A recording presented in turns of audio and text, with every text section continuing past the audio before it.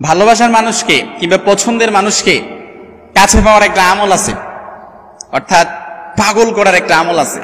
এই আমলটা যদি আমি আপনাদেরকে বলি, খুশি যে মনে হয় যুবক বাইরা বেশি এখন। এই আমলটা যদি প্রয়োগ করতে পারেন, পছন্দের মানুষ বলেন আর ভালোবাসার মানুষ বলেন, যাকেই চাবেন, এই আমলটা ছোট্ট একটা আমল, ছোট্ট একটা ইসমে আজম আছে, এটা পরে যদি ফু দিতে পারেন কিংবা এই দোয়াটা পরেও যদি চাইতে পারেন, তাহলে সাথে সাথে ফল পাবেন ইনশাআল্লাহ, একদম সাথে সাথে। আমি আপনাদেরকে বলি, কারণ আল্লাহ রাসূল সাল্লাল্লাহু আলাইহি সাল্লাম বলেছেন, ওয়াল্লাযী নাফসি বিয়াদিহি লাকাদ সাআলাল্লাহ বিসমিহিল আযম আল্লাযী ইযা দুইয়া বিহি আজাবা ওয়া ইযা সুইলা বিহি আতা। কেউ যদি ইসমে আজমটি ধরে আল্লাহর কাছে প্রার্থনা করে, আল্লাহর কাছে চায়, আল্লাহর কাছে কোনো কিছু প্রার্থনা করে, আহ্বান করে ডাকে আল্লাহকে, তাহলে সাথে সাথে আল্লাহ তাআলা তার দোয়া কবুল করে। ওয়াল্লাযী নাফসি বিয়াদিহি লাকাদ সাআলাল্লাহু বিসমিহিল আযম। আল্লাহর হাবিব সাল্লাল্লাহু আলাইহি সাল্লাম তার শপথ করে বলছে, যে নিজের নফসের শপথ, ওই আল্লাহর শপথ করে বলছি যে আল্লাহর হাতে আমার জান এবং আমার জীবন এবং আমার মরণ। এজন্য ওই দোয়াটি পড়ে, ওই ইসমে আজমটি ধরে যদি ভালোবাসার মানুষকে আপনি চান, ফল পাবেন। পছন্দের মানুষকে চান যে আল্লাহ আমি এটাকে পছন্দ করি, আপনি একটু আমারে, যদি আমার কল্যাণে থাকে আপনি আমাকে দিয়ে দেন, আল্লাহ তাআলা দিয়ে দিবে। এই দোয়াটা ছোট্ট একটি ইসমে আজম। আমি যদি আপনাদেরকে বলি, একটু অ্যাটাচমেন্ট আমার দিক বাড়ান ইনশাআল্লাহ, এটা বলেই শেষ করে দিব, সময় যেহেতু খুব সংক্ষিপ্ত।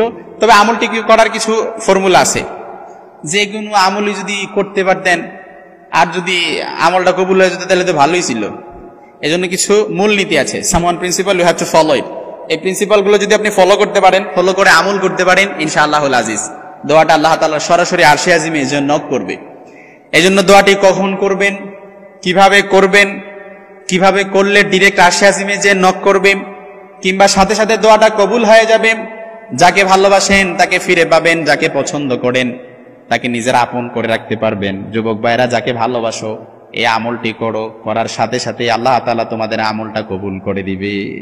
ছোট্ট একটি দোয়া, যুবকরাও বেশি কাজ লাগবে, আজকে শিখে নাও, এখন থেকে শিখে নাও, যদি না পারো পরবর্তীতে শিখে নিবে ইনশাআল্লাহ। দোয়াটি হচ্ছে, আপনি দোয়াটি করার আগে কিভাবে করবেন সেটা হচ্ছে, আপনি ধরেন আপনি দোয়া কবুলের সময় আছে কিছু, দোয়া কবুলের সময় যেমন জোহরের আগে, জোহরের আগ মুহূর্তে, ওই সময়টাতে কিন্তু দোয়া কবুলের সময়।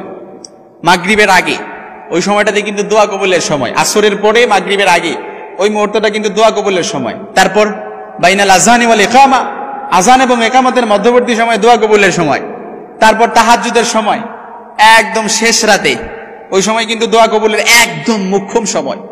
ওই সময়টাতে দুই রাকাত নামাজ পড়বেন, 2 রাকাত নামাজের সিজদায় যথাযথভাবে 2 রাকাত নামাজ পড়ে আল্লাহর কাছে, তারপর কয়েকবার ইস্তেগফার পড়ে, দুরূদ শরীফ পড়ে, তারপরে ইসমে আজমটি ধরে আল্লাহর কাছে প্রার্থনা করবেন, আল্লাহুম্মা ইন্নী আসআলুকা। একটু দিক তাকান, আমি বলতেছি আপনাদেরকে, আল্লাহুম্মা ইন্নী আসআলুকা বিআন্নী আশহাদু আন্নাকা আনতাল্লাহ লা ইলাহা ইল্লা আনতাল আহাদুস সামাদ আল্লাযী লাম ইয়ালিদ ওয়া লাম ইউলাদ ওয়া লাম ইয়াকুল লাহু কুফুয়ান আহাদ।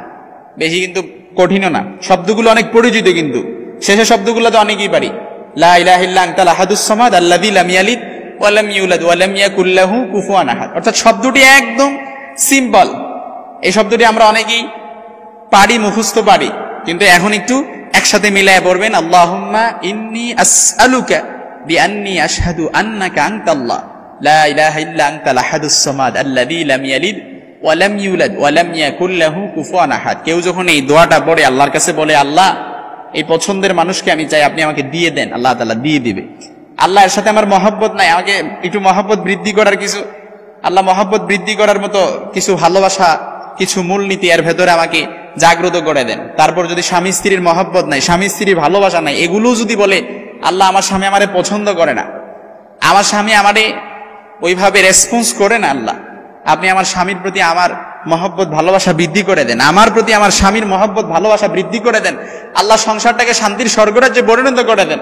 এই দোয়াটা পড়ে, ইসমে আজমটা পড়ে আল্লাহর কাছে যান, সংসারের মধ্যে স্বামী স্ত্রীর ভালোবাসা আসবে। তবে শর্ত হচ্ছে, আল্লাহর কাছে কোনো দোয়া কবুল হওয়ার জন্য, মাকবুলিয়াতের জন্য শর্ত হচ্ছে, বান্দা যতক্ষণ না আল্লাহর কাছে পাপ বা আত্মীয়তার ক্ষতিকারক কোনো কিছু না চায়, ততক্ষণ আল্লাহ তার দোয়া কবুল করে। এজন্য যুবক ভাইরা, ভালোবাসার মানুষ বলো আর যাকেই বলো, এই দোয়াটা ওইভাবে চাইতে হবে। যদি ওইটা চাওয়াটা হালাল হয়, পাওয়াটা হালাল হয়ে যাবে। চাওয়াটা যদি বৈধ হয়, পাওয়াটাও বৈধ হবে। কিন্তু আপনি একটু কি বলে, একটু ফস্টিনাস্টি করার চিন্তা ভাবনা, মন মানসিকতা, মাইন্ড সেট আপ যদি ওইরকম হয়, ওই দোয়া তো জীবনও কবুল হবে না। এই জন্য প্রত্যেকটা দোয়া, এই দোয়াটা পড়লেই সাথে সাথে দোয়া কবুল। তবে দোয়া কবুল হওয়ার জন্য শর্ত হচ্ছে আল্লাহর কাছে দুইটা, বান্দা যতক্ষণ, সহিহ বুখারী মুসলিমের বর্ণনা হাদিসটি এসেছে, বান্দা যতক্ষণ পাপ বা আত্মীয়তার ক্ষতিকারক কোনো কিছু আল্লাহর কাছে না চায়, আল্লাহ তাআলা ততক্ষণ তার দোয়া কবুল করে। এই জন্য যত দোয়া করছেন দুনিয়াতে সব দোয়া কবুল, যত দোয়া করছেন সব দোয়া কবুল। তবে শর্ত হচ্ছে পাপ বা আত্মীয়তার কোনো ক্ষতিকারক কোনো কিছু চাওয়া যাবে না।